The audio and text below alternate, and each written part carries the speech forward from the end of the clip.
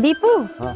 ला अपने खेते में तो साग टोल ले, न तय गाय बजा रहे न तो आप पापा बजा रहे हैं यहीं। दीपू साग वही गायब चली जाए।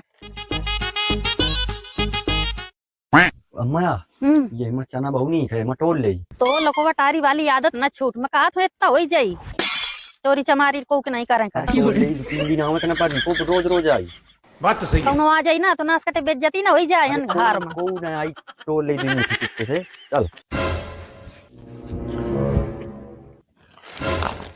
बड़ा बड़ा तो है।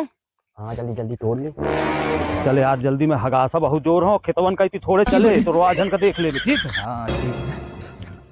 ए भैया वो तुम्हारे खेतों में चना तोड़े रखते हैं। अरे हाँ यार चना है थोड़ी ले थी ले पकड़ डिब्बा पकड़ लाठी ला मुझका चल जल्दी चल चल चल चल साले